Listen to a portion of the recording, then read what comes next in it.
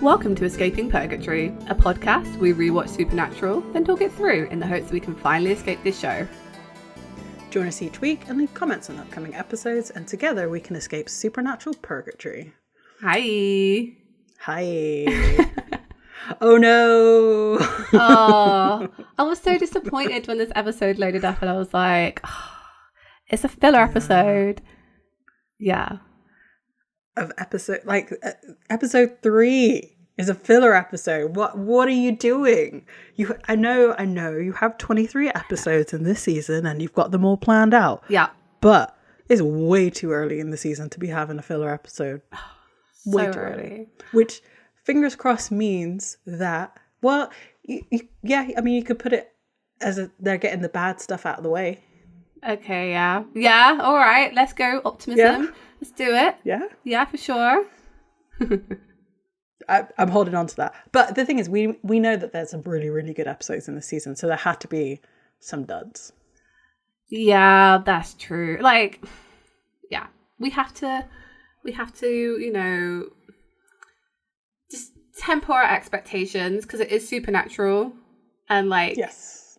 It's never going to be all good all the time. We know. The highs are highs, the lows are lows, you know. This is true. Yes. Very much so. Very much so. So this episode is season 8, episode 3, Heartache, and it's written by Brad Buckner and Eugene Ross Lemming. Yeah. And I'm sorry to say was directed by Jensen Ackles. He had some choices in this. I don't know, like he had more of a style in his earlier directed episodes, and this one felt a bit floundery, and that's maybe like this episode's pacing was really, really weird. Yeah. Like, I got halfway through and I was like, wait, have they solved it already? No, they haven't solved it already, but they kind of have. I was just like, what? Why are they going to these places? Honestly, I had no idea why they were going to Boulder, Colorado. No idea. I can't. I really struggled to follow this episode. And which is weird because like the concept was super simple, you know? Like once it got past like what was actually happening, I'm like, okay, I get it. All right, this is what we're doing now. But I don't know, I just really struggled with this one. Every time I looked back at the screen, they were like doing something different now. Like, why are you doing this? Yeah, and like it was such a it was a really weird use of time. As usual. Put it that way. Because like the main bad person, the person who ended up getting the what's his face's heart. Yeah. She seemed really cool. Like her character design was really cool. The way that like all the effects that they put into making her look cool, like powered up. Yeah. And they do nothing with it. Like, she needs the help of the 2 other people. Yeah, I didn't understand that. I don't know. Why did she need their help? Yeah. Why was I don't know. They're saying that we've not had a Dean heart injury episode in a really long time. Oh, that's true. And like, I was going to make that point. Because when I was watching him, I was like, oh, because Cass is not around. He has an injured heart. Look, true. I can spin it any way you want. So last season was Dean's like metaphorical, emotional heart that was damaged. That's true, yeah. This one was a physical, like, I'm gonna slowly rip out your heart like your best friend lover did. Oh yeah. I do love it. I do love when he just is on like I was gonna say on the floor, and I didn't mean it like that, but also you can't mean it like that. It can't be like that. It's good when they get injured and you're like, yeah, I understand why they're getting injured in this way. Yeah, it's good. Yeah. So even though like we were supposed to feel something for Sam in this episode too, but at the same time I'm like, well, I don't, not yet. Like, no. I feel like his character is going through some, I mean, it makes sense actually that his character is going through some weird transition at this moment because of like he was soulless and he was part of like a group that looked like maybe family hunting was possible, but obviously it's never going to be possible in this show. And then he feels guilt over being soulless in the last season. Yeah. and now he feels guilt for like trying to get a normal life back. But it seems like he just left Amelia. Yeah. Because he just says like there was a girl and then there wasn't. So I think we do find out about that. I don't think he feels guilty for not trying to find Dean. I genuinely think Sam doesn't feel guilty about that. You know, I think he's like... There were cracks in his relationship and he didn't know what to do. Yeah. I don't know. It's just... I struggle to feel sorry for Sam. I don't know why. I think the last time I feel sorry for him in this whole kind of series is probably the end of this season. I think that's a pretty good character defining moment for him. And then past that, I'm just like, just got to roll with the punches, Sam. Yeah, right. Because I feel like nothing... I don't recall if anything really happens to Sam after this. No, I don't think so. I don't think so. It's all Dean all the way down. Yeah. It is. I mean, even when Mary comes back, it's about Dean. Yeah. Because his mummy issues. I mean, you know it's true. So, yeah, I struggle to feel sorry for Sam here. I more feel sorry for him in the fact that he's just been dragged back into this life that he doesn't want, and like he's so obviously doesn't want to do it anymore. And Dean's like, nah, come on, man, we got a case, let's go do it. And he's just like, I mean, he gets into it once he's into it, but you can tell he'd rather be eating spaghetti with his dog and his whatever situationship is. Yeah. Yep. I will admit the beginning of this episode was really fun, like with them at the farmer's market.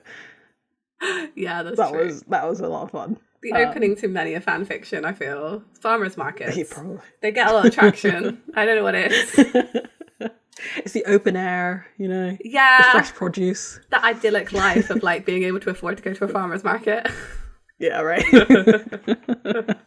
And like I feel like they could have tied this in more to the fact of like, you know, people have become more health conscious because of all of the like Dick Roman stuff, and like they found out about you're so all right. the additives that they had done, which was making everybody lazy. Yeah. So everybody has turned to like farmers markets now. That would be really good. See, that would have been really good. Yeah. Yeah. But no, they're just making a like jab at Sam basically. Yeah. Yeah. I mean, I honestly thought they were going to go in a completely different direction because of how they opened this episode as well. Like with the runner, I was like, oh yeah, that kind of makes sense. Like Sam's a runner. This is going to be a Sam episode, maybe. No. Not even close. This was a nobody episode, really. Yeah, you're right. This was a nobody episode. Yeah. Do you want to get into it? Let's do it. A lot. No, you're fine. I'm so ready. Yeah. Okay. Sounds good. Okay. This is another reason why I thought it was going to be a Sam episode, because it opens with Sam in the recap. Yeah. So saying that he didn't want to hunt anymore, explaining who Amelia was, that she was a girl and that she was there and then she wasn't. We get a really brief moment of Dr. Morrison from the Amazonian episode. I don't know why they... I mean, I guess it was supposed to be a refresher, right? But I feel like they could have just found any anthropologist and it would have been fine. Like, because I was like, I expected him fully to be in this episode. Me too. From that recap, it was just about. Yeah, it was like we didn't even hear his phone on the voice, like on the telephone. So it could have been anyone. It didn't necessarily need to be him, you know. I don't know. Well, but it was weird. Yeah, fine. Yeah. And then we get back to like the main point of the season, which is the demon tablet and Kevin. And then Kevin escaping at the end of, or disappearing at the end of the last episode. Yes. There was a bit of like Sam and Dean killing two demons, but I have no idea when that happened. I was like, well, I don't recognize these two whatsoever. Not that it really mattered for this episode, but I was like, who are they? No idea. Random. Like, so, yeah. Yeah. What do you put in this recap for this episode? It's like, we hunt monsters. Yeah, pretty much. Yep. where are we in the plot? Yeah. Nowhere. So this is why you can't do a filler episode, because there's nowhere to go.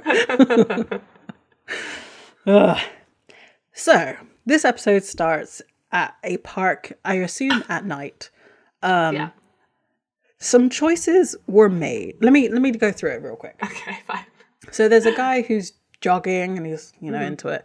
And then this bigger man just flies past the dude. Like someone you wouldn't expect to be able to actually run that fast. Yeah. And you first red flag for this episode for me. Yeah. You see this bigger man, he runs past him and he runs into a blinding light. I'm like, okay, that's kind of weird. Okay. It cuts to the other the jogger we saw at the beginning, running around the corner, and then it stops and they interact, and then he gets killed by the guy. He like takes out his heart. It's kind of cool, what have you. But I paused the scene because I was like, what am I looking at? Because I don't understand where any of these light sources are coming from. Because if you look at the lamppost, there's a giant light behind that which is causing rays to fall on the ground. But it's behind the light. And I'm like, well, clearly it's not the sun because it's nighttime. Yeah. And it's clearly, it's a floodlight, but like there's already a lamppost, so why is there a floodlight? And it's like a warmer color. It's like almost like a daylight color. Then the foreground, those bushes are lit with blue light. And I'm like, what is going on here? When you both just ran into a bright white light. And Dean? No, Jensen, what are you doing? I was so confused. Yeah. I don't have the eye for any of this. I wouldn't have noticed any of that. I am like, this is so good that you picked that up. Like, it completely threw me off. I was dumbfounded, truly. Like, usually, like, most of the time I'll let things slip. Yeah. But there was just something so weird about, and this episode is so saturated. It really is, yeah. It's so saturated in colour. Yeah. That I was just like, what? That's why, like, when they do that flashback to Sam and it's, like, even more, like, oversaturated, it looks like, I don't even know. Garbage. It looks like some kind of, soap opera, like... Like telenovela. No offense to that genre of TV, but that's exactly what it looks like. It does, yeah, it does. And it's out of place in this kind of show. This is why it felt so jarring and like, why? I guess like all of Dean... I was going to wear this later, but I'll talk about it now. All of Dean's flashbacks to Purgatory are in black and white, right? So, but pretty much. They're not quite black and white. They're like desaturated. Very, very desaturated, yeah. Whereas like Sam's is the opposite, And like, I guess visually they're telling a story of like, Dean had this terrible year and Sam had this amazing year. But like, I feel like we could have told it more with colour rather than just like the physical, like, oh my God, everything is brighter, Right. I don't know enough about the thing is, but yeah. They also have, they've ruined their baseline. Yeah. By making Supernatural in itself like really bright now. Yeah, that's true. Had they kept it like somewhere in the middle, like somewhere like around season 6, beginning of season 6, end of season 7, end of season 5, where it was starting to get a little bit brighter, but not like too much, they would have been able to go this kind of saturation for Sam. Yes. And then gone the opposite for Dean. Yeah. But they'd already gone so high up. Why? On how it looks normally now. Who made that decision of like, we need to brighten it up? I don't understand. It must have been something to do with the move to like digital film, like filming it digitally. Yeah. There must have been a decision made there, but I don't understand why they went so bright, because I don't think you have to when you're doing digital I don't stuff. think so either. Like, yeah. It's like they almost forgot to do one last step somewhere, and they're like, and like nobody noticed, so they're like, oh, okay, we can kind of like fix our mistake by sometimes putting in the right coloration and sometimes not, because like the past 2 episodes weren't this bright. They were brighter, but like if you look at their faces in this, like you can see where they have the Donald Trump tan, as in like their around their eyes don't look right. Yeah, it's so like, I know what you mean, because it's so, yeah. It's like when you're watching something like from ages ago on like a big high definition TV and you can see the makeup lines, right? Or like see the edges of the prosthetics where you couldn't normally see them because people think, oh, they're never going to see that on like that close. But for this we don't normally see that on this show. So it was weird. I agree. This episode feels a bit off. And I think it adds to the weirdness with the pacing, and it kind of just the strangeness of the episode. And it'd be interesting to hear. I don't know if there's like a commentary on this episode. I'm not sure. There might be. I'm not sure either. Yeah. So yeah, and then we get the title card. Yeah. So yeah, Sam and Dean are at a farmer's market, and like Sam's looking at the produce. I love that he has Sam has changed. Yeah. Because he has a receipt. He has a tote bag. Oh yeah. Oh, that's love a little tote. That's so true. Yeah. Absolutely. Dean looks bored. It's not even like anything kind of triggers this episode. Dean's just looking at his phone, which is interesting because we were talking before, way back when they were looking up stuff on the newspaper and like internets, the internet. And we're like, oh, how is this going to change in later seasons? And this is it. It's changed. Because he's already... This is actually the pivotal point, yeah. Yeah. Like, he's already looking up stuff on his... Like, they're already looking up stuff on the phone rather than, newspapers.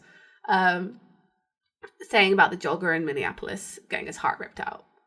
And Sam says, literally. And he's like, yeah, the only way that interests me... And then... There's another article from 6 months ago. Same thing happens, also in Minneapolis. What does that tell us? Stare in Minneapolis. I don't know why. I love these little lines, yeah. Yeah. And he's like shopping at the same time and stuff. They're looking around this like really brightly lit farmer's market during the daytime. Right. Okay. Dean says, 2 hearts, same city, 6 months apart. That's got to be a ritual or some kind of heart-sucking possessed satanic crack whore bat.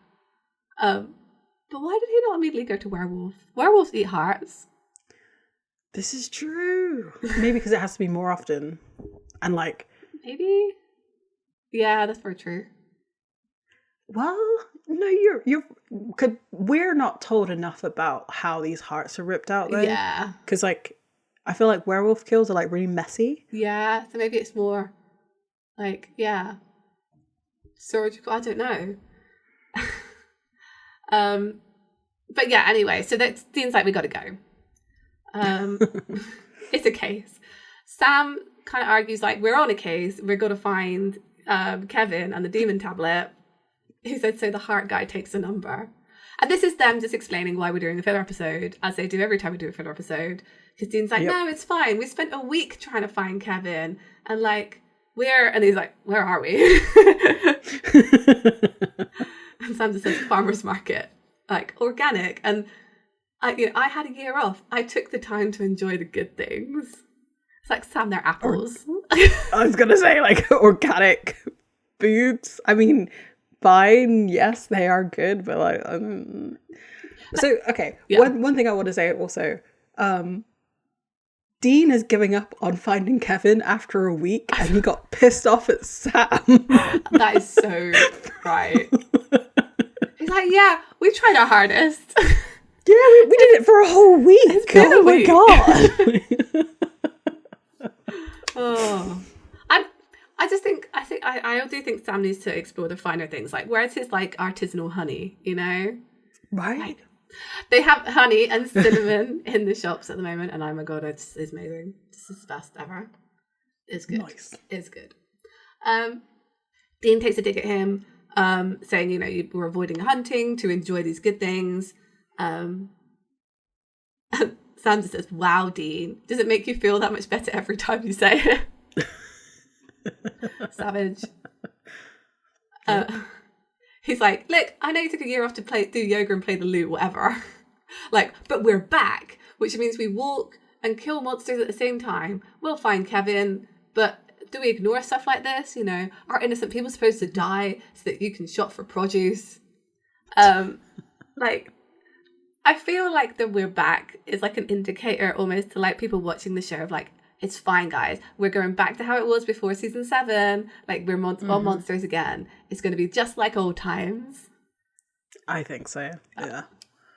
Yep. Like, the angel's not around. Yeah. Bobby's not around. We're going to do all the hunting ourselves. Yeah. I kind of hate that. I don't like the backwards slide. Mm-mm. Yeah.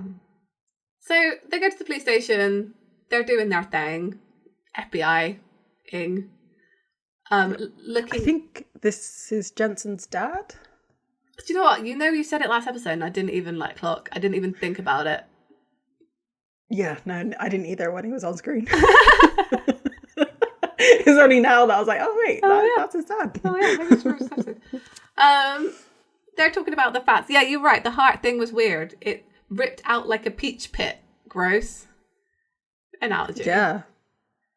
No cut, no incision. And also, yeah, who rips out a peach pit? Yeah, you eat around it. Right. Or like you cut around it with a knife, like like an avocado. That's true. Do you know what? I don't think I've ever cut up a peach. I just eat over the sink like a normal human being. I mean, that is the only way to eat a peach, to be fair. But when you have people who don't like the skin of a peach, which is wild.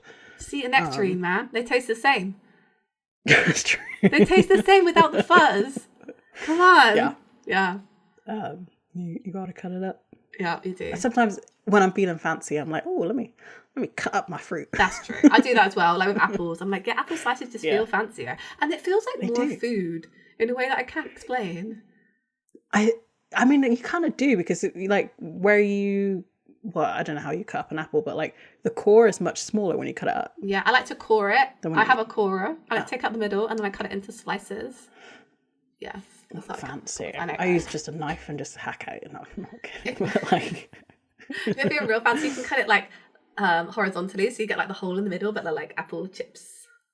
Oh, yeah, very nice. Anyway. Wow. We're so good. You know this episode's good when we're talking about how to cut up a piece of fruit. I really want an avocado. I haven't had an avocado in ages. It's so hard to get in season properly here. Anyway. Yeah. So they're talking about the fact the guy wasn't robbed. He didn't have any enemies. He wasn't local, so it would be weird if they were hanging around there and they don't know what's going on. They did pick up something on the camera. They watched the jogging footage. And he's like, that chubby guy was the last person to see the vicar alive. I think that's real mean, right? Because I recently did a little like foray into running and I'm super slow. Like I know there are people who are like, say, bigger than me that could definitely run faster than me because they've just got better cardio. And I just think we shouldn't judge people on how they look as to how they exercise. Anyway. I guess the difference is though with this guy is that like he looks very much in his mid-40s. That's like true. He's never really worked out in his life kind of thing. Which I mean that can still be the truth. Yeah. But I didn't quite like the commentary on that. Yes. Anyway, this guy's name's Paul. So yeah, they questioned him. There was nothing on him, essentially. And Dean's like, you didn't mean he didn't fall to his knees and confess to gutting the guy? And the detective's like, no, he's real clean. This is what I mean, like, he's talking like Dean. I mean, sure he can run a little bit, but Thor, he ain't. You think he's gonna grab Freddy Fitness here and throw him down and rip out his heart? I don't think so. Forgive me if I didn't take him out back and shoot him. And Sam's like, okay, all right, let's go find this guy. Violent language for a police officer. Exactly.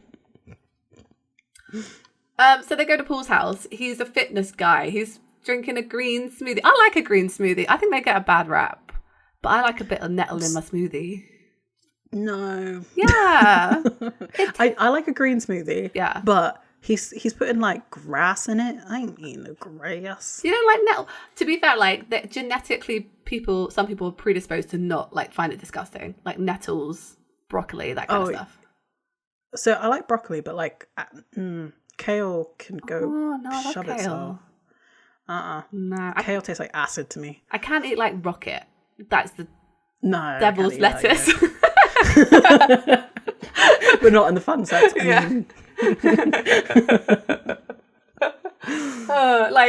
It's disgusting. They asked this guy about the runner and he's like, no, I talked to the cops, never saw him again, fine. Dean comes in after being to the bathroom, but he's clearly just been like snooping around because that's what they do. Yeah.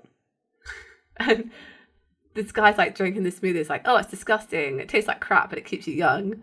And Dean's like, yeah, it's too much fiber. My guy, you're in your 30s. There's no such thing as too much fiber. No. Eat your Weetabix. He does say no such thing. See, I'm right. I'm right. Yep. And Sam is in full agreement. I do love again the digs that they make at each other in this episode. I really enjoy because we haven't had like the brotherly like ribbing in a while. Yeah. And like it's been like this for like the last 3 episodes, so I'm all for it. It's so good. It's so good. So they talk about that, like the fact that the jogger he outraced, that was younger than him. And he's like, yeah, I'm a full figured, hugging a desk all day and watching TV all night, eating fried everything was killing me. I had a health scare and I changed my life, And Dean says, now your body's a temple. He says, where I worship every day. Fine. So, yeah. I mean, but these are all valid reasons, for getting in shape. So the thing is, what's so funny is, okay, this is like not even a 10-second clip of a guy running past him. Yeah.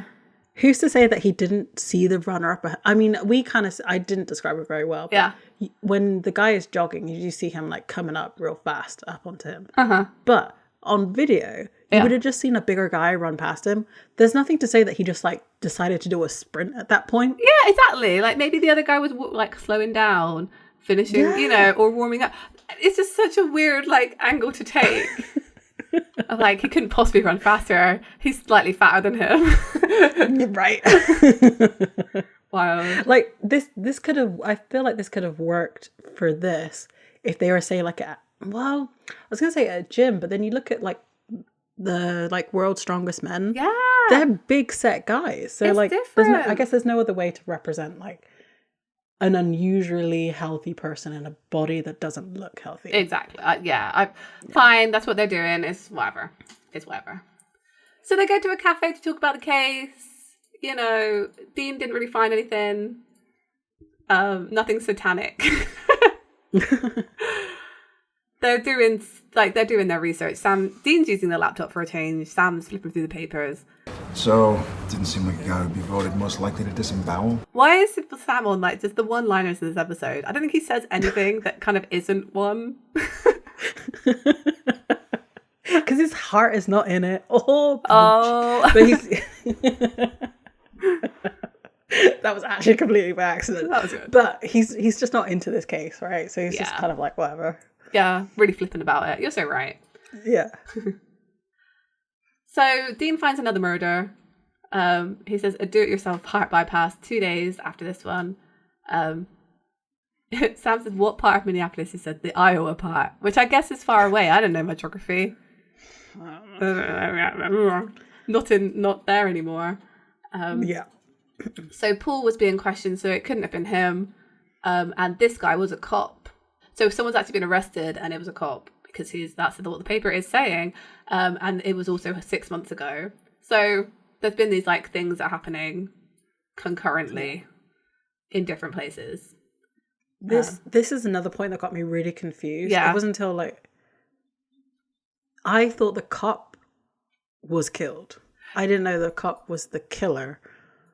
Yeah, you wouldn't have known that unless you actually read the paper, like see the paper thing they put on the screen. The way that they talk about this one is so, because they're talking about like somebody was murdered 2 days ago, and then like it was a and cop. then they talk about the murderer, but not the victim, which I feel like they usually talk about the victim, but yeah, it's kind of weird. So they go to another police station. All of the police officers in this episode are really not into it either. No, they don't. This guy is kind of like, whatever. I don't know. I feel like someone getting their like heart ripped out would be like big news, and they're just like, I don't know who it was. Why should I care? It's weird. Yeah. So yeah, the cop got arrested. He ordered a pizza, which the victim delivered. So he killed the pizza delivery man. I feel there's a joke in there somewhere. Yeah. And then he dropped off his body, and Dean said, and he wasn't wearing a heart. He's like, no, heartless. Okay. So the police officer basically confessed, essentially, like he turned up at the police station, confessed to them, and then they get interrupted by a phone call. But it's very weird. Like, why did he? Yeah, whatever. So yeah, they're talking about like, so he couldn't have been in Minneapolis either, like, because he was in custody. So these, again, 2 different people or 3 different people, whatever, are doing these things. Yeah. Dean asks if he has anything to say, and he's just like, well, you know, it's not going to be real helpful. So they go and talk to him, and there's this, like, in an interrogation room, and he's just talking about, like, he's doing this, like, chanting thing in another language. Mm-hmm. The standout word here is cacao. Cacao. Yes. It makes me think of, like, Ka-chow from Lightning McQueen. I was thinking more Coco, but okay. the Coco thing as well. When I initially looked at this episode, and it saw like what the murder cause was, I was like, chocolate? I was so confused. It's like cacao, right. Like cocoa beans. What? Why? I know. I'm disappointed that it had nothing to do with chocolate. Yeah, it really didn't. To be fair, I couldn't think of an episode that happened in. I was like, what? I don't remember this one at all, but still, yeah. So they try to ask him some questions. They're not getting anything. He's just like repeating the same words. Dean tries again. He puts some like holy water on his arm. Doesn't do anything. Mm-hmm. You know, they keep trying. Eventually, they give up. That's pretty much it. That's pretty much what happens in the scene. So they supposedly noticed that this guy has 2 different colored eyes. The way that they did this is that his one eye, which is, I'm guessing, his natural eye color, is really brightly lit. Yeah. And then his other eye, which they didn't put a contact in, I don't think. They just made it like they shadowed his face. So you can't, like, looking at the TV, I could not. No. They say look at his eyes. Yeah. It wasn't until they said something that he had 2 different colours eyes that I was like, he did? Yeah. How hard is it to put a blue contact in someone? You know? Or like a brown one. Yeah. Because I think his natural eye colour was blue. What? That's not that hard. That's not that hard. Couldn't go to a party city down the street and just go grab That's where you get your other wigs from, apparently. Right. I was so confused. Yeah, I completely missed that. Like, no, you can't tell at all he's got 2 different coloured eyes. Why would you even not? Why would you not make a clearly obvious thing where it like zooms in on his eyes, like X-Files style? Why would you not do that? Well, that's the thing. His face is like really close up, but like you can't tell because one half of his face is in shadow, so it just looks like his eye is in shadow. Like, there's no like scarring. I mean, I guess there wouldn't be scarring, but like I'd imagine you need an eye transplant because you damaged your eye. Yeah, I don't know. They could have even done a thing because he was like chanting here. He could have like raised his face up, you know, to like do some of the chanting, like lifted his eyes up so you could clearly see that one was blue and one was brown. Like, whatever. Something. This episode is they try so hard to lead you, but like there's no clues. None whatsoever. Yeah, so they've gone out, they've left, but then we get a little flashback. Or like flash in, flash over. Later on in the day. Yeah, later on in the day. And this guy essentially like gouges his own eye out with like a metal bar from the bed. And it's gross. It's very gross. Yeah. Yeah. It's yeah. I didn't think that was where I thought he killed himself, actually, to be fair. Like took his own heart. Because the thing is, this whole episode is about hearts. So I was like, oh, he like gouged his own heart out. That's kind of weird. Mm-hmm. No, that's not what he did. No, it's not what he did. It was his eye. So maybe, I mean, I don't know if he was okay, you know, so. He's in hospital. So. Oh, yeah, fine. So we're in a motel and Sam is listening to the recording over and over again. Yeah. And then making jokes. Dean says, I prefer the Keith Richards version. And then this is like one of the most dated things I've heard. This is so funny. Show. This was so funny.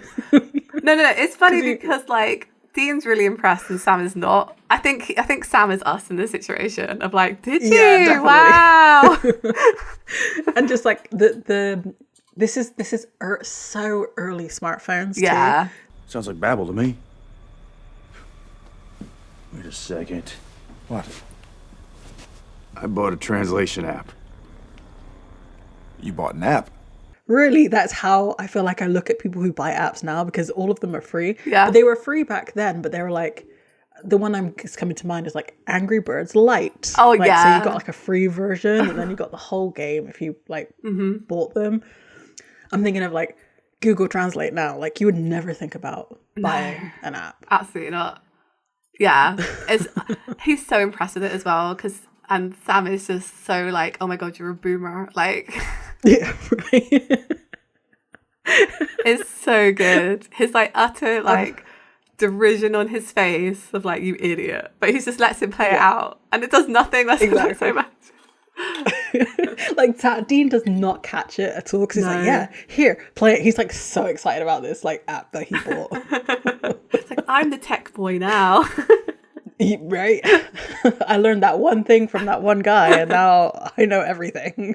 Wait, do you think he bought a translation app so he could talk to Benny in French? I'm saying yes. Oh, yeah. Yeah. Definitely. Yeah, for sure. And then what's funny is that there is now an app called Babbel. So like he's like, and Babbel wins. It's like, no, not the actual app Babbel. Oh yeah, that's true. I forgot there was a thing called Babbel. No, you're right. Yeah. Yeah, it's a language learner. Mm-hmm. Well, not learner. Teacher. Yeah. And he holds up the phone and it says language unknown. Did exactly nothing. I love it so much. Yeah, right. They got nowhere with that. I think this is also to introduce them to like, oh, we've come out of flip phones. Yeah. We are now using iPhones, essentially. Yeah. Though they never showed the brand of the phone, but no. I think by the shape of them, I think it was an iPhone. They used to be Motorola's. Like, I remember the flip phones. I'm pretty sure they were Motorola flip phones. Yeah. I'm pretty sure too. So the phone rings and it is a doctor from the hospital. Yes. And Dean's a little flirty with this English doctor, I must say. Dr. Kashi. And so he's asking questions of her, saying, like, what does it look like here? Some sort of psychotic break? And she's like, oh, definitely. He was very thorough. Severed the octave nerve. Yeah. He was determined to remove the eye. And Dean's like, oh, what did he use? And she says, he doesn't look strong enough, which I guess so, because it's welded metal, but like he was also in an old prison cell. So like, who's to say it wasn't already rusting anyway? Yeah. But like the way that they made it look as well, it looked like he was leaning on it back and forth. It wasn't like he just pried it off, like to show strength. I think so. Like anyway, but he took off a bit of the bed frame and used it as a knife. This is where we find out that the police officer had two different colored eyes. Yes, because he said I noticed he had two different colored eyes. He was in an accident where much of his eye was shattered. His vision was saved with a transplant. Yeah. And it was about a year ago, almost to the day. Yeah. And that was the eye that he chose to cut out. And again, like, we don't see any damage to his face. So was it literally like just on his eyeball? He'd have like so much bruising around his eye and like, so much, you know? Anyway. Yeah. Dean, with his magical flirty eyes, manages to convince the doctor to try and find where a donor of the transplanted organ is. No one would do this. No one would do this. For the police, I think they would. Oh, maybe. Well, Yeah, The fine. police would have access for medical records. You have to find out where people's organs came Yeah. from. Like, it should not be hard to find out who donated what. Okay, fine. Yes, all right. I don't think so. it. Right? I just If don't it was know. blood, it was a different thing. Yeah, but like, does it matter? I guess fine. Yeah, okay, fine. He did cut up someone's heart. Okay, fine. So Sam's back in the motel. Dean's coming back in with some food. They're going over the facts of what they know so far. Yes. Just rehashing what we've just seen. Yeah, it's like literally just talked about. It's fine. We have time, I guess. Yeah, I guess so. Yeah, I don't even know how to describe this. So he's like saying, oh, he had a house, like the pool guy had a house scare a year ago. Guess who got a transplant at the same time as this guy? And Dean's like, oh, pool? And it's like, oh, I gave it away, didn't I? He's like, what the? Obviously. You're working one case here. Yeah. They're like, oh, so what, what's the coincidence that these two murders happen and blah, blah, and Sam agrees and says also, and Dean says, oh, I love when there's an also. Yeah. Sam emailed Dr. Morrison. Yes, he did. The language. Dean needs a refresher. I'm surprised at Dean's reaction to the mention of the Amazonians because your daughter got killed in front of you. It's nothing. Blank face. He's like, oh yeah. Oh yeah, that happened. Oh yeah, I killed my daughter. That's right. Yep. Oh well. What's the next thing? Yeah, exactly. He's like, yes, okay. Well, I guess we better get our asses on the road. And he's like, headed to. And so this is when Dean says, well, if we're in a repeat of a cycle from 6 months ago, then after the murders in Minneapolis and in Ames, the next one was in Boulder, Colorado. When did we learn that? I don't think we ever learned it. No, they never told us that. It's just like assumed that they have been tracking these other murders and the next one is in Boulder. Like, as well, I don't know. Like, yeah. Fine. There must have been something cut out from here. There is a deleted scene that I didn't watch. Okay. Because I normally don't help with anything, but possibly. Yeah. Because okay, so it was really pulled out of the air. That's really bad. I don't think we've ever seen something this bad in a Supernatural episode in a really, really long time. Yeah. That, like, you don't... Because it's literally pulled out of thin air for us as a viewer. Exactly. It's like, oh yeah, we know these other murders took place 6 months ago. We didn't know there was a third, And the third is somewhere else. Yeah, it's not great. No. We then cut to outside of a strip club. And this woman comes out. There was this other guy. The guy is waiting outside for her. They look like they're about to get it on at the side of a building. Yes. Which you should know that's never going to happen. So he gets his heart ripped out. Oh, yeah. We're then in the car. And of course, now that they're in the car driving somewhere, we're going to have an emotional moment. That's right. That's what happens. You only have emotional scenes in cars. Yep. Yeah. But it's not very emotional. And I was just kind of annoyed with it. Because Dean's like, all right, the case is coming together. He's kind of hyping himself up. Yeah. Like, all right, case is coming together. Things are coming together, man. You and me. It was all good. And Sam's like not in it. He's like, hey, what's going on? And Sam responds, it's like, what are you thinking about? Organic tomatoes? Always. Always. Dean says, I don't know about you, but this last year has given me a new perspective. But like, you haven't talked about what you've been through, Dean. No, so, like, Sam doesn't know why you have this new perspective. I love that. They're like, oh yeah, all the things I've been through. It's really given me like a new lease on life. And this is like, what things? What things? What things? You haven't told anybody the things. We've seen 2 interactions of you in Purgatory. Yeah. Or maybe 3. Like one's, I guess it's more of an extended scene, right? And like, it's incredibly violent. Yeah. So of course he got a new lease on life. As far as we know, the only thing that Sam knows is that he went to Purgatory and Cass is dead. That's it. Right? That's all he knows. And from Dean's side, all he knows about Sam is that he had a girlfriend. Yeah. Oh, and he hit a dog. He knows about the dog. Very importantly. And he hit a dog. And the dog was in the car at one point. Yeah. I know. And Sam just like just goes along with it and says, "I hear you, believe me." It's like, no, your two perspectives on life are very askew with each other. Like, it's not even close. And because Dean says, "I know where I'm at my best, and it's right here, driving down Crazy Street next to you." Aw. And Sam's like, "Makes sense." It's like, "Yes, it does." Yeah. And Sam then just goes, I mean, maybe you're at your best hacking and slicing your way through all the world's crap alone, not having to explain yourself to anybody. like, this sounds like Dean has talked about what happened in Purgatory. Yeah, it does. I'm like, oh yeah, I felt really good there. Like, I'm really good at, killing monsters. Yeah. I think this was an interesting conversation because it's essentially the opposite of what Sam was doing last season, of like, he was kind of a really good hunter by himself, right? Until Dean came back and was like, oh yeah, you're soulless, my guy. Now it's kind of the other way around, that like Dean's come back from Purgatory and it's like, oh yeah, I actually really enjoy murdering monsters.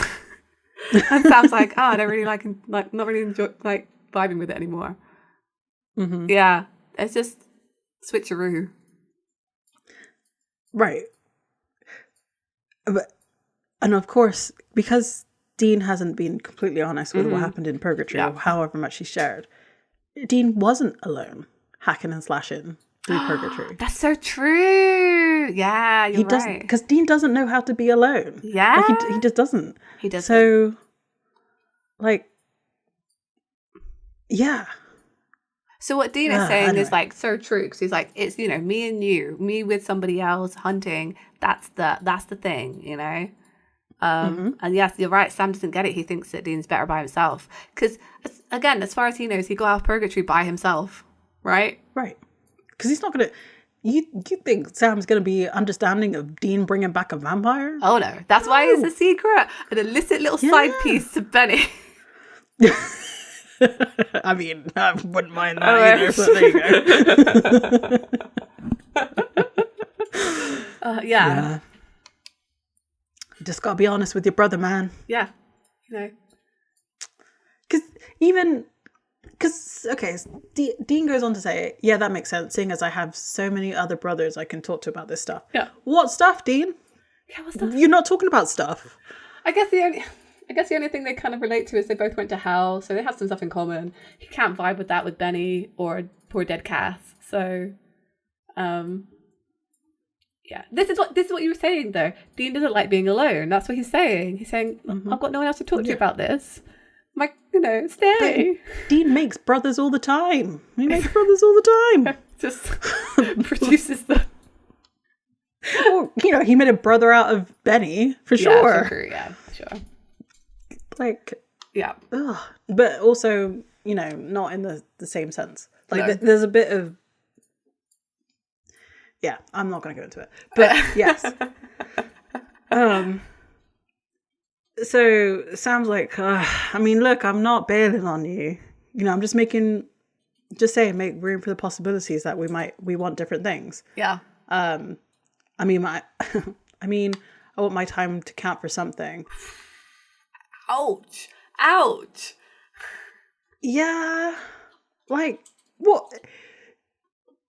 You do realize what you did last season, right? Yeah, you stopped the an world. ancient being from taking over the food produce and like the food production and like what I get it, right? There's a conversation about like leaving a legacy that's known, right? Mm-hmm. So children and what have you. Yeah.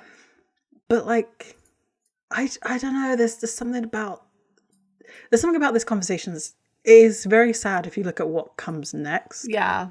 For Sam in overall. Because he abandons this. Yes. Until he doesn't again. Yeah. And like Sam is just in his own little cycle. He is, yeah. He wants a family, he doesn't want a family. He wants a family, he doesn't want a family. Like, you just accept that you want a family and just work towards that. Yeah. He yearns to be a house husband, but he misses his career, Yes. Yeah, absolutely. And so then Dean says, what we do doesn't count. Yeah. and then good point. Gets cut off because the phone rings. Of course it So we get does. nowhere. Of course. What was Sam going to say to that? No? You know? Like, Sam, please reflect on the last 7 years of your life and what you've accomplished. Yeah. Like, you stopped Lucifer by letting him possess you. Like, that counts for something. It counts for something. Like, I guess he wants recognition from the everyday people. Yeah. Sam's having his like, I don't care that I don't care moment. Yeah, you know, he'd had his teenage rebellious years where he ran away, and now he's like, just feels like he just needs to go a little bit further. He's in his 20s. I don't know what else to say. This is how it is. Yeah. Isn't he? Maybe he's 30 at this point. Late. I don't remember. No idea. I guess it ties into the end of this episode. So the doctor has come back with who the donor was, the organ donor was. Yeah.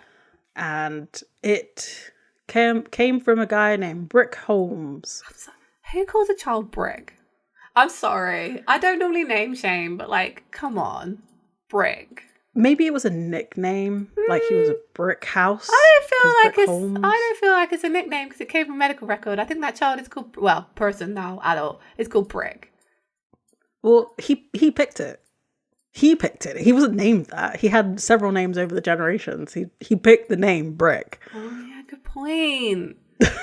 Why would you choose the name Brick? Do you know what's funny? I think I watched another episode of something where someone was called Brick. Yeah, I think maybe it's like shortened for like Brixton.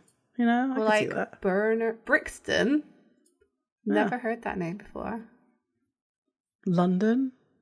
Brixton in London. Oh, I was confused because it has an X in it.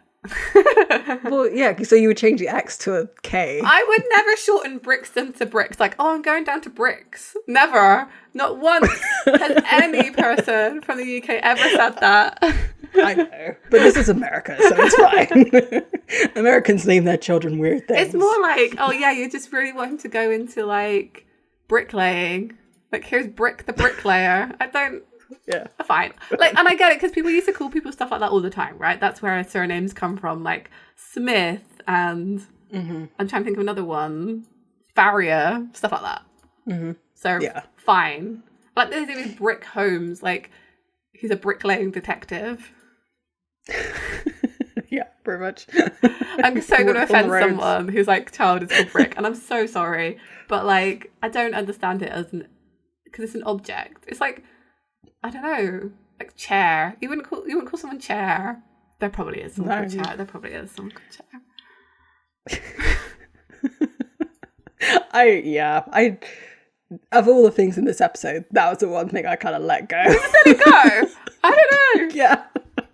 I was just like, fine. I just don't think I can look at a tiny baby and be like, yes, Brick. I guess maybe he wasn't a tiny baby. Maybe he was a big baby. And he was like, oh man, this is a brick of a baby. Oh man, like, yeah, I'm fine. You know, freedom. You can call him what you like.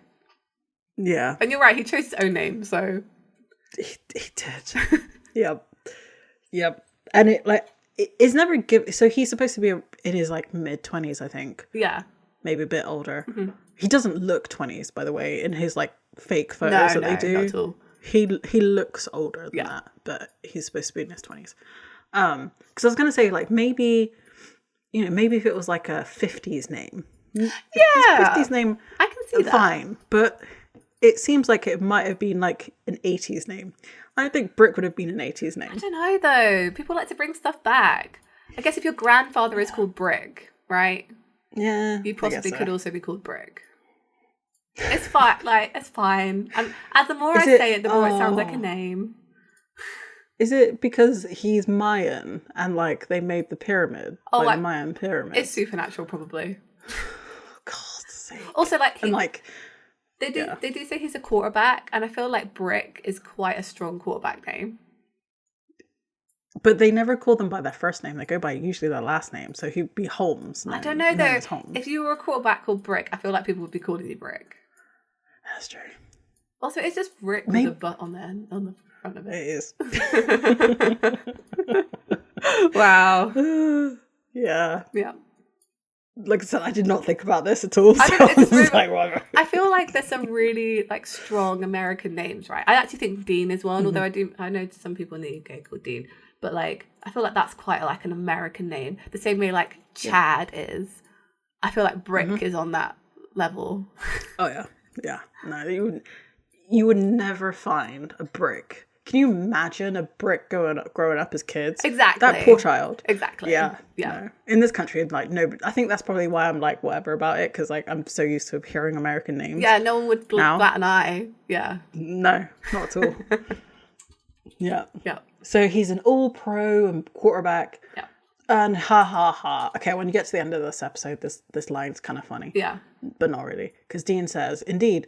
Yeah, the guy played at the top of his game for like a million years, right?" Ah, I get it. Oh, foreshadowing. Yeah. But then Brick had died in a car crash. I can't not think of the name as being weird. I'm now. sorry, I did this to you. It's fine. So he purposely drove off the bridge. Yeah.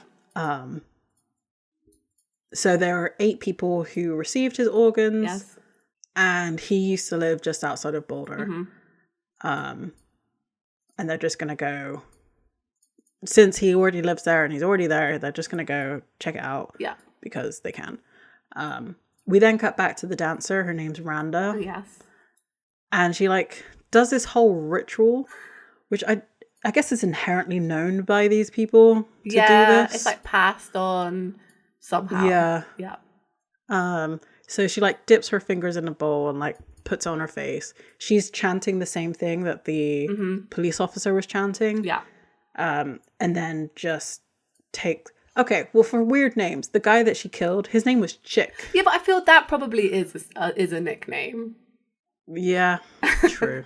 He's at a strip But like club. this guy doesn't look like a chick. This guy looks like he did look like a bird. Okay, fair enough. Yeah. Who knows why you get nicknames, you know? This is true. This is very true.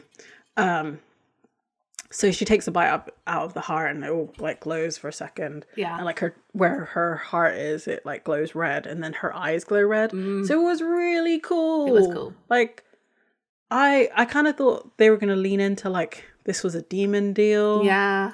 Because in the next bit they talk about like how he died and like why there was no other like kind of like how people were reneging on their deals. He just got a longer one. Yes. Which he kind of did, but he had to deal with a god rather than a demon. Yeah, it's a similar thing, right? But it's yeah, that's good. I quite like that's it. The premise of this episode is cool. The execution is not as cool. It's not good. I don't know who I'd want to write this. Obviously Edlin would probably do pretty well with this one. Even Sarah Gamble would do good with this one. Yeah. I can't think of any of the other sort of like one-off writers that they've had. No. That were just bash this out good the with park. this kind of stuff. Yeah. Sure. Yeah. So they go and talk to Mrs. Holmes, and they're doing their whole like. They say they're journalists. I think they say they're journalists in this. I think that's right. Not FBI. Yeah. I think that's right. No, they are FBI. They are FBI. agents. Okay, fine. Sam talks about the fact that Brick Holmes was his idol. Sam doesn't peg me as a football fan, and I don't know why. Being a football fan and knowing all the stats are two different things. Yeah. Sam is a nerd. Oh, he's a nerd. Yeah, you're right. As we all know. So like he just knows things about certain sports. Yeah, and I'm sure he read up on him to like endear himself to this lady too, so it's all good. And she's like, I don't think it occurred to his fans that he was human like the rest of us. Okay.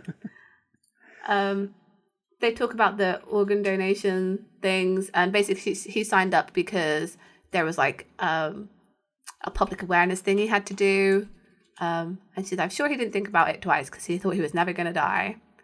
And Dean says a lot of jocks are like that. They talk. She looks offended by that. Yeah, exactly. Well, he did just call her son a jock, so. But he's not her son, though, is it? Oh no, yeah, not her son. Yeah, they're right. Why did I say son? Because the ruse is that he is her son. Oh, that's so right. Yeah, I was confused. Yeah, age difference. Oh yes. Okay, yes. I forgot she was the whole age gap thing. Yeah. I know why this story pisses me off, but yes. It just makes me like, ugh. Is because if you look at every single romantasy book that's out there right now, it's basically the reverse of this, of like, oh, it's a 900-year-old man. Oh no, sorry, it's exactly the same as this. It's a 900-year-old man who like has fallen in love with a human and he can't bear to live without her, even though she's not dying in this instance, but like he knows it's going to be coming. And I'm like, oh God, like, come on. I feel like we're so close to like the romantic genre being like a hear me out cake and just admitting that women are into like eldritch horror. I feel like there's plenty of books out there. Yeah, that's true. Yeah. I just think like into the mainstream, I feel like we're so close. We are. Yeah, so close. Supernatural's going to come back in a big way again. So Dean asks about the crash because it seemed weird. And she's like, well, these things are called accidents, aren't they? She's very offended as well by that. Sam asks about his personal life, like, was he married? And she just says, just the game. He gave it everything he had. It was a difficult life. Well, it's a difficult life. She didn't say it was. So she's just saying nothing like happened, no occult stuff, and she's like done in the end. She's like, no, I've got to go. The university is naming a new building after him. Like, I can't be late. And Sam says, one more question. She goes, oh, there's always one more question in life, isn't there? That's what I find, and basically makes them leave. I kind of want to use that. I feel it in my heart that I could be that person. Yep. So outside her house, they discuss the fact that she was quite evasive. Dean checks his phone and notices that someone's been like murdered. Like he says it. Come on, don't tell me someone had their heart ripped out here in Boulder. All right, then I won't tell you. Inside Mrs. Holmes's house, there's like, she's being all shifty. And then she walks up the stairs and we see Randa, the heart ripping out woman. And she's like, what are you doing here? Randa's asking about Sam and Dean, asking if they're cops. And she just says, well, I think Brick's death is just, continues to fascinate people. And it's clear that they make it clear that she's covering for Randa. And Randa just says, I'm just trying to protect Brick. Which obviously is weird because he's supposed to be dead, but you could take it as like protect his reputation,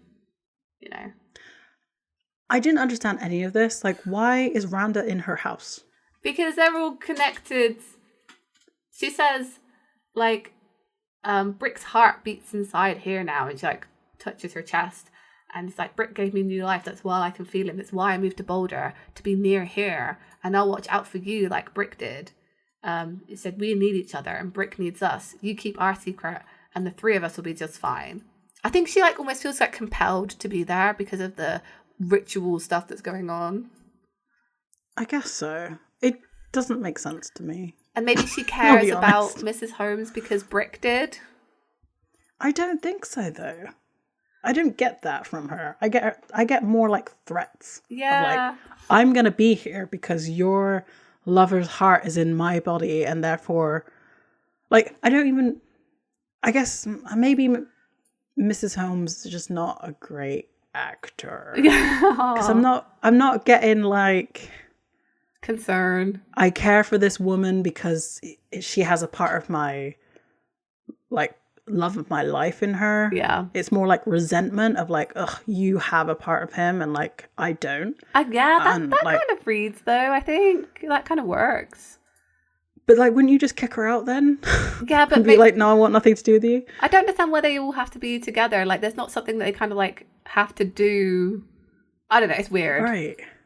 Like, it's very strange. If there was some kind of final like ritual they had to do together, so they were kind of congregating in one place, I could get it. But it's not. It's just eating hearts. No. Like, and like in the end, there was only like 3 out of the 8 that showed up. Yeah, so where are the other ones? What are they doing? Where are they? Where are they? Did they also like rip out their organs that they needed? No. Are they killing people for their hearts? Who knows? That's the implication, isn't it? Yeah, it is. Yeah, it's weird. Yeah, it's the people or dogs or whatever all over again. It just annoys me every time. Yeah, it is. Yeah. So back at the motel, Sam's talking to Professor Morrison, still pretending to be FBI, because he's like, "Oh, the FBI thanks you. I'm totally looking into getting you added as a technical advisor." And yeah, it comes to medical. Okay, bye. I thought that was quite funny.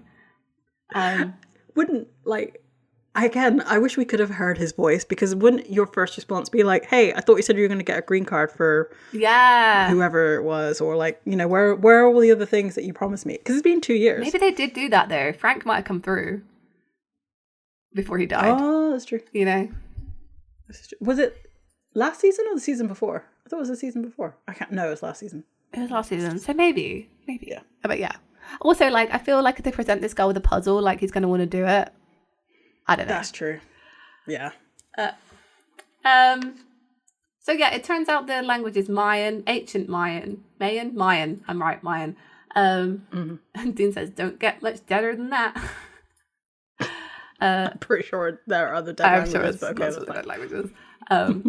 Apparently, the thing they were saying was the divine god Kako is born.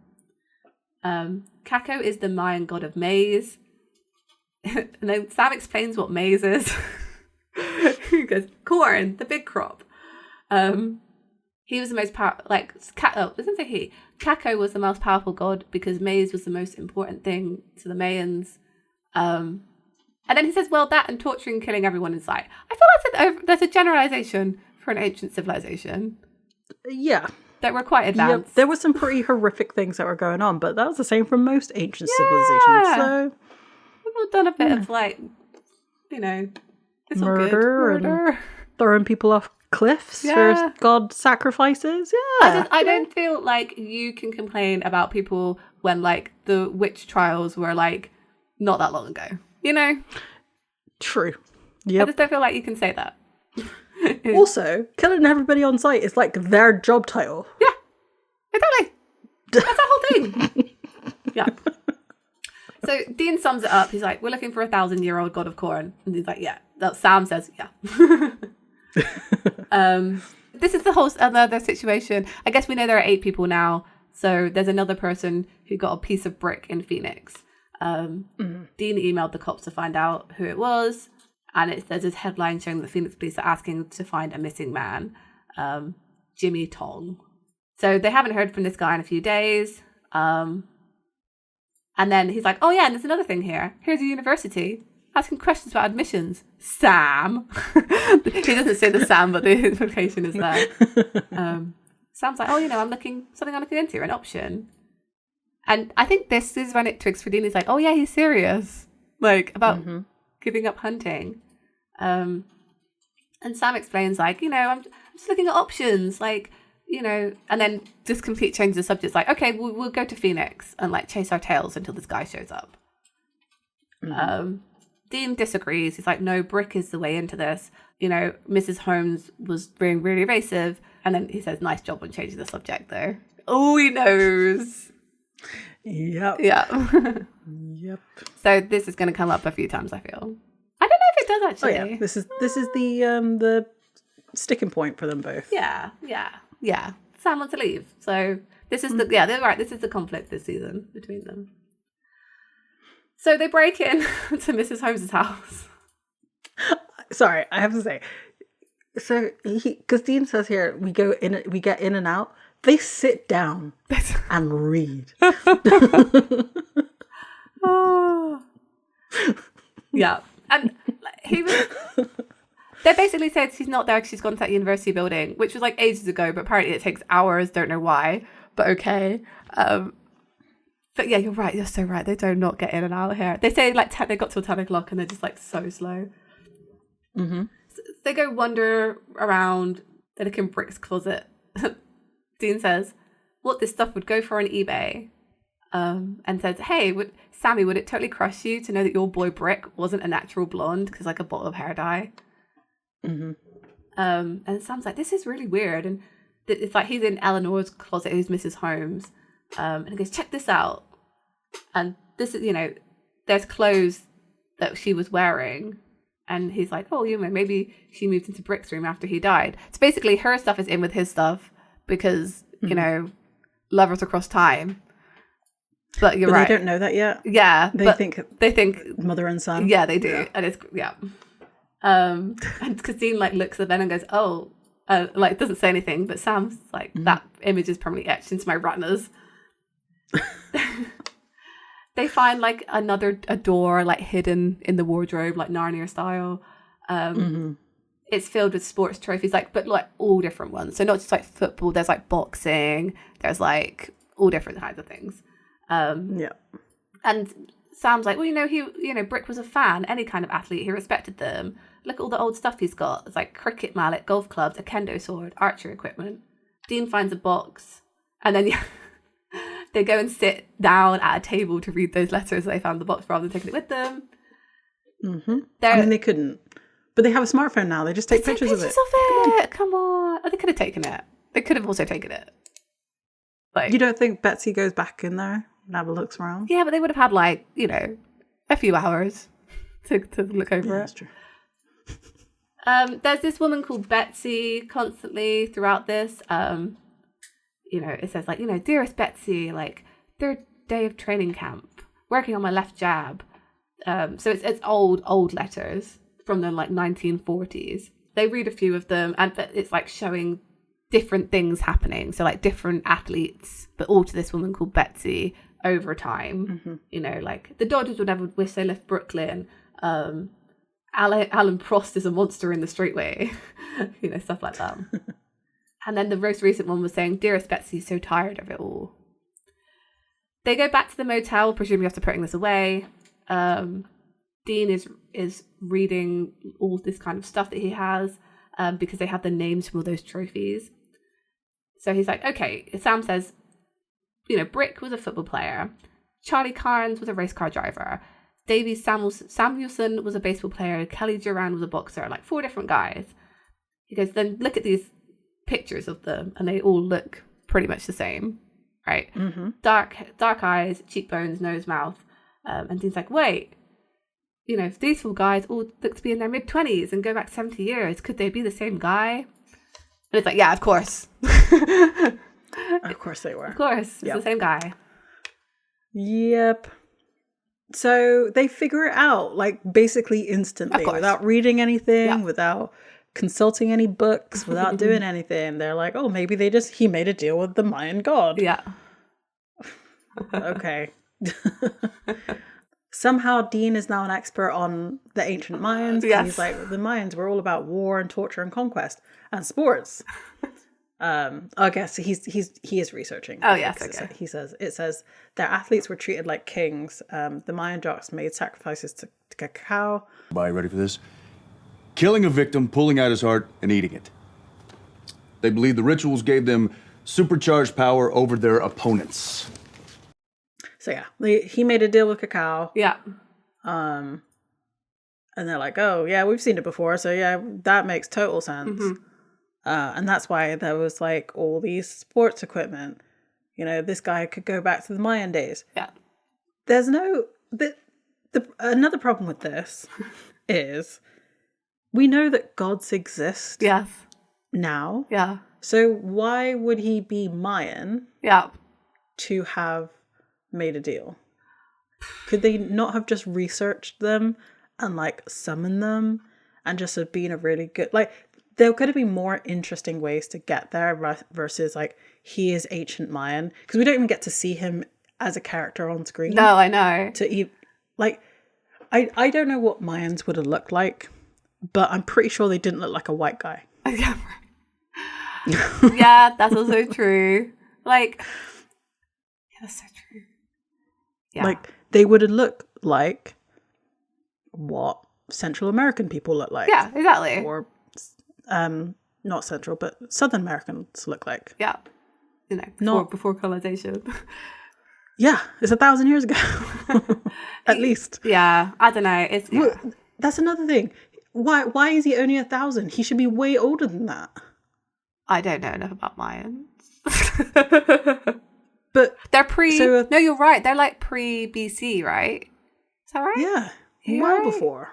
They just make stuff up on the show. You know they do. They don't know. They don't read history books. Yeah.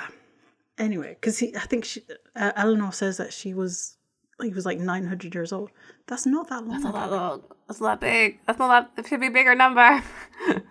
It should well be a bigger number. Oh, I don't. Anyway, maybe I'm wrong on that one. I don't know enough about history. But I would put my hands up and say that I don't know.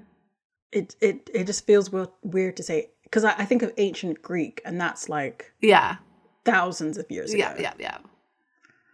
Versus no. I don't know, because like history's weird. History's weird because like ancient Egypt was around for a really long time, so maybe it's a similar thing. This is true. Yeah, that's true. Yeah. You're right. Yeah, you're probably right. Okay, so they figured it out. He made a deal. Yeah. What have you? They pull out some thing to explain why the others are doing this. Yes. Sam says maybe the spell went along for the ride, infected the other people who got his organs. Mm-hmm. And that's why, they're suddenly like, why Paul can run really fast. Yes. Okay, yeah. They're all good at sports now. Yeah. Okay, fine. Yeah, they're all super strong. Yeah. And I mean, Dean even says like, maybe it's like sort of like being bitten by a werewolf. Yeah. I mean, once you're infected, you do what you got to do, especially if you like the results. It makes sense for Cacao for this to happen because like they're just getting more sacrifices, right? Mm-hmm. So like, why not make it an infectious spell? Why not? Indeed. But the cop couldn't do it, couldn't handle it, and went insane. Yeah. And I mean, you'd think Sam would be a bit more devastated because apparently he was a hero of his. Yeah. But he just says, "Oh, Brick Holmes, a heart eater. Who knew?" It's like, I feel like this is Will Smith's like, "Oh, this person's an alien in MIB." Oh yeah. Oh wow. Sam just says, "Well, at least he wasn't sleeping with his mother." Yep. It's like, yeah, good, Sam, finding silver lining. He's like, no, seriously. And they find a picture of the fighter, Kelly Duran, with his wife, Betsy, and it looks like a younger version of Mrs. Holmes. I wonder Eleanor. if like the reason he drove off the bridge was like he realized he was going to outlive Eleanor, and that's happened to him like so many times. So she goes on to say that he was kind of tired of doing this sacrifice as well. Yeah, fair. So I think it was probably a bit of that as well. Yeah. Because she confirms that yes, it was a spell, and that he's been around for 1,000 years, and all he wanted to do was play. He like lived for sport and never wanted his days in the sun to end. Yeah. So he, through a priest, managed to do that and stay young forever. And he had to sacrifice twice a year. Yes. Once for planting, once for harvest, which I guess is related to maize cycles. Possibly. Again, I feel like they could have tied that in somehow. Yeah. But no. And so she didn't know, Eleanor, Betsy didn't know until she started to age because he wasn't aging. Yeah. And he would go on to like, I don't know, it feels very like... she feels very like I was the chosen one. Like, he gave it up for me. Like he didn't want to do it anymore, and I was getting old. But like, what? This sounds horrible, and I am so sorry to say this. Yeah. But would you not go together? Would you not come up with a plan? Yeah. Because he left her behind, and now she has to grieve him until she dies. There's no indication that she's sick. She's just old. I feel like as well, this sounds awful. Like this is quite recent. I don't think she seems that bothered. And again, this might be it's been a year. This might be the acting. It's been 1 year. Yeah, this might be. But like she's just like, yeah, very flippant about it. Like, yeah, I was the love of his life. I was the love of his life. Yeah, right. He wasn't the love of my life. Exactly. He was just a good lay for 70 years. She even says, like, you must think I'm a monster. Like, basically, like, he said, I don't think he could bear the thought of living without me. That's why he drove off that bridge. You must think I'm a monster. I guess because, but she's saying that because, like, she allowed him to eat people's hearts, not because she seems very unfeeling towards his whole situation.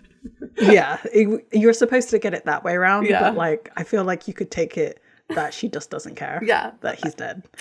Yeah, like I was just so great, you know.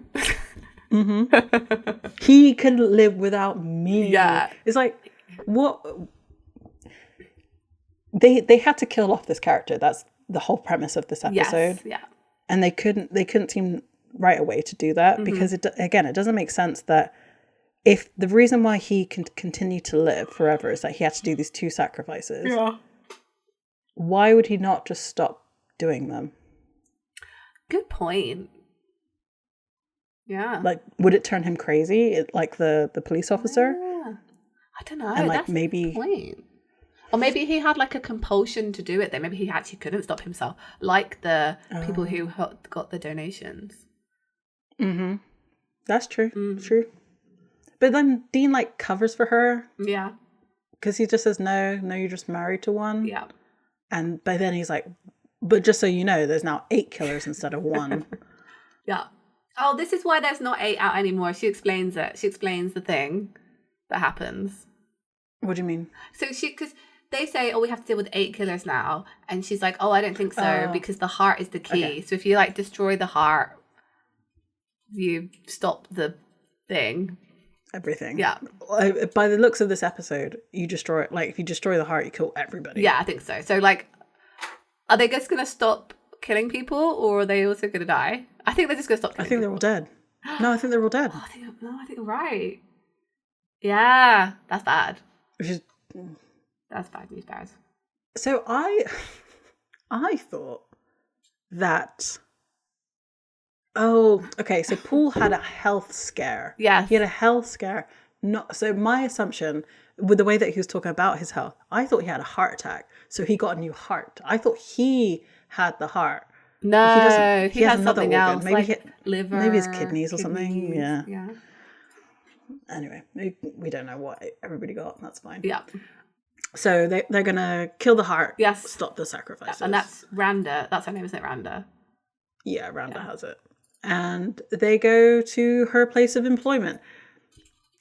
I hate this again because I know I'm skipping ahead, but nothing really interesting happens. No. They get there, they break in, and then they're confronted by everybody, and they're like talking.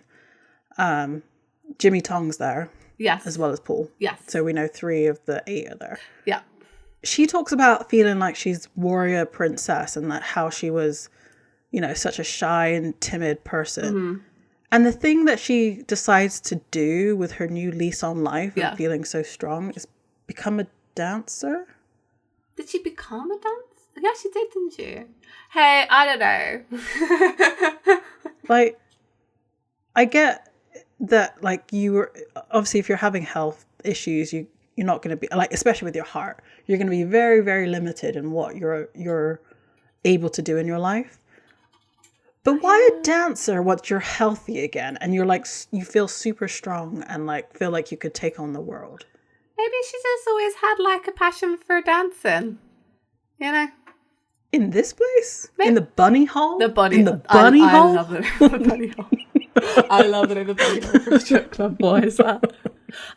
It's very empowering, maybe. Maybe not. Like, I don't know. I don't know. Because they're all supposed to be like athletes. So I assume she's a pole dancer because athletic, right? So I assume she's very good at it. But like, I feel like you could do... That's the quickest way, possibly, to make money from your athleticism. This is true. Yeah. That's fair. Like, what else are you going to do? No one pays you for running. I mean, they do, but not Not until you're like really good at running. That's true. Yeah. Yeah. Yeah, I guess so. But like, clearly it doesn't...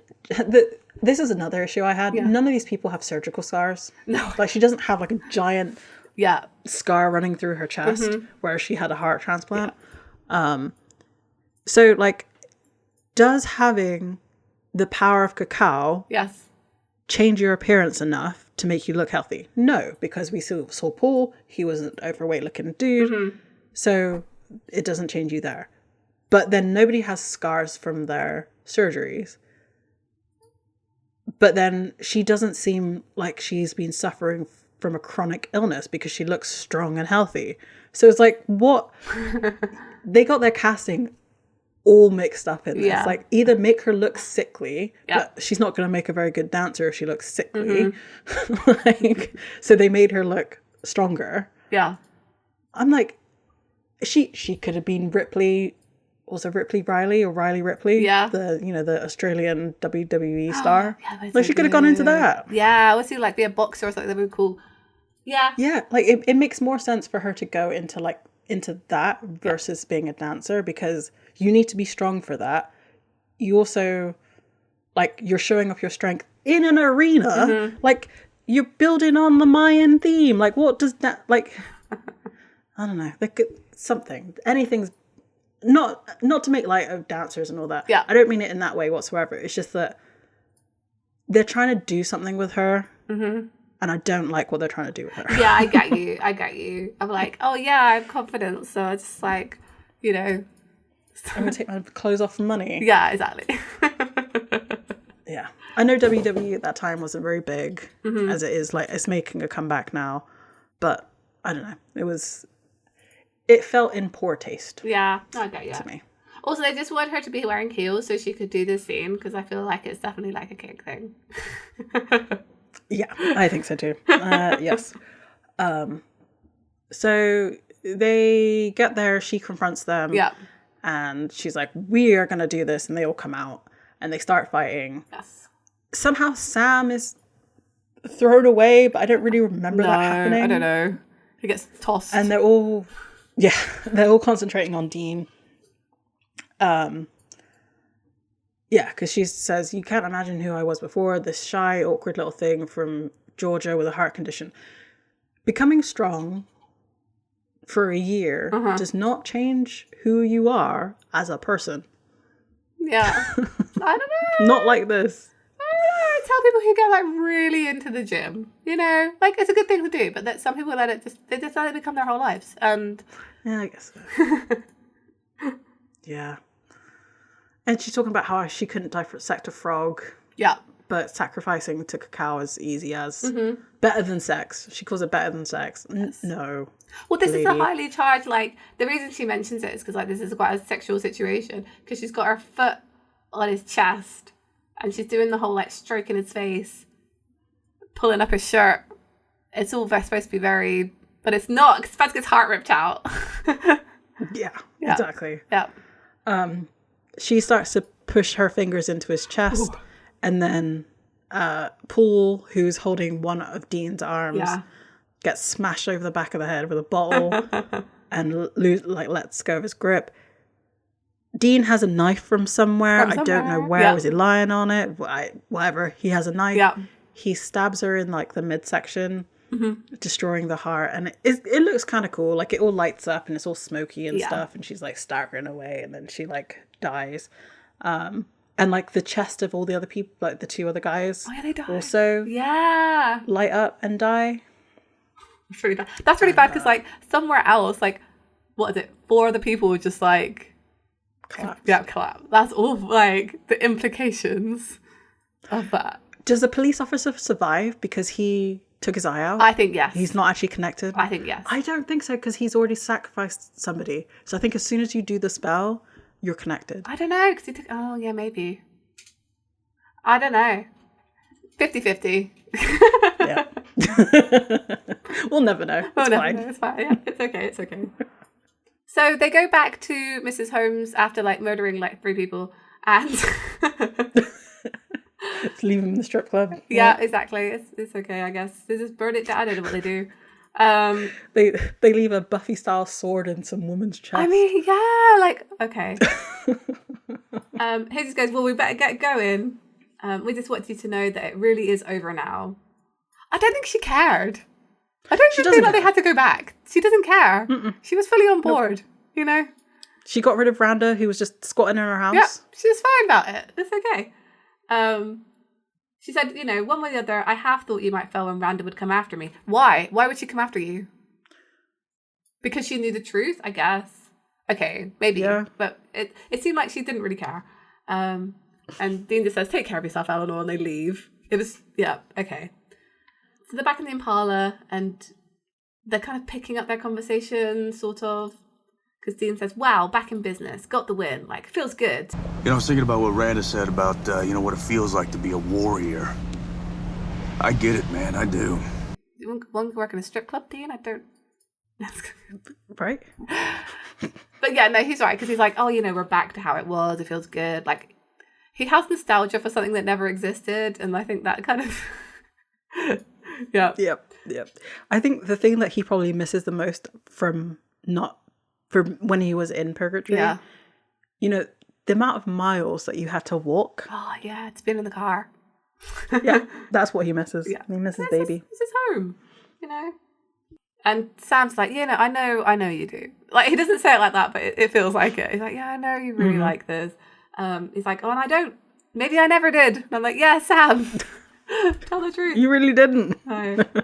And Dean asks him to not ruin his buzz. And Dean, listen, when this is over, when we close up shop on Kevin and the tablet, I'm done. I mean that. And Dean's like, no, you don't. He said, the Dean... And we all know that's true. Yeah, exactly. It's like the year I took off is something I never had, a normal life. I mean, I got to see what it felt like. Like, I want that, I had that. And Dean says, that's just how you feel right now. Wait! Is Blurry wife Amanda, or does she die? You mean Amelia? Amelia. Why did I say Amanda? I don't know. Amelia. I can never remember her name. She's going to have so many different names at the end of this. Maybe it was Amelia. They both have dark hair. They do. He has a type, He does have a type. Ruby has dark hair. Yeah. But yeah. So maybe... Maddie had a dark hair. No. Like, no, I have no idea what happened, Amelia. I don't know either. Why would I know? I don't know. I don't know what I'm asking you. Yeah, why are you asking me? So we get this like really bright flashback that we talked about at the beginning of this. It's so bright, like so bright. I don't know what's wrong with it. It's so bad. Everything about is bad. Everything. Yeah. Sam is like walking across this bridge with the dog that he hit with his car, but it's fine now. And he's like, oh, you know, Amelia, this isn't funny, because he can't find her. Where are you? Mm-hmm. The dog is called Riot, which is an excellent dog name, by the way. This is true. Yeah, yep. That's a good dog name. And he like runs. It's all like, my hair is flapping in the breeze. You can't see me doing the actions, but that's what it is. He sits on a picnic blanket with Amelia, and she's like, happy birthday. So he comes down a corner. Oh, yeah. And then she sat on a blanket. Yeah, that's it. Says happy birthday. Yeah, because she was hiding. It was a surprise. Yeah. It's really funny when you pretend to get lost and someone's concerned for your safety and then you surprise them. Right. Sorry. So funny. So funny. Especially for Sam. It could have been anything. And she's like, you've never seen a birthday cake before? Sit and eat. And he looks really happy, and then it ends. And he's back in the Impala with his brother in the dark. Yeah, right. The thing that really got me annoyed with this, with Amelia saying you've never seen a birthday cake before, and Sam's reaction of being like, yeah, no, I've never seen a birthday cake. You, of course, have seen a birthday cake. Dean gave you birthdays. Yeah. Dean never saw a birthday cake. No. I did not. She doesn't get to claim this. No. Not at all. 100%. I do feel like Sam sometimes has a bit of like, woe is me, you know? Oh, yeah. I know he's got it bad. Lonely... But, like... I was not having it. I'll just put it that way. I did see on this, there is a deleted scene, and it only shows like a graveyard with Brick's birthday on it. So, in fact, someone in 1970 chose to name their child Brick. I feel like that which might makes sense. Yeah. Because it would be somebody who was born in the 50s. So yeah, it kind of works and fine. Like the parents would have been born in the 50s. Yeah. Okay. Yeah. So, but even the deleted scene didn't have anything to do with why they knew it was Boulder. That was really plucked out of thin air. Yeah. Yeah. That was a writer's thing and like editor's thing. That was not good. Honestly, I thought that this episode would focus more on Sam, more on Sam and Amelia. Yes. And not go in this direction. This had nothing to do with heartache. Nothing to do with it. Like, there was no yearning in this episode. There was zero yearning. Even there was not even like the woman who lost the love of her life. She was like, I'm doing well. She didn't care. Oh well. I have to go do this charity thing. Like, yeah. It's like he fell out of love with you. That's why. Oh, that's awful to say. I'm sorry. I shouldn't have said that. That felt really awful saying as I was saying it. I was like, oh no, I shouldn't say that. But I do wonder if, like, because she had to act as his mother, that like, it got a bit too much. You know. Anyway, I don't know. I will say. So this episode is called Heartache. It's about ripping out people's hearts. Mm-hmm. The next episode, I regret to inform you, is also a filler episode. But it's also about ripping out hearts. There's a theme here. There's a theme.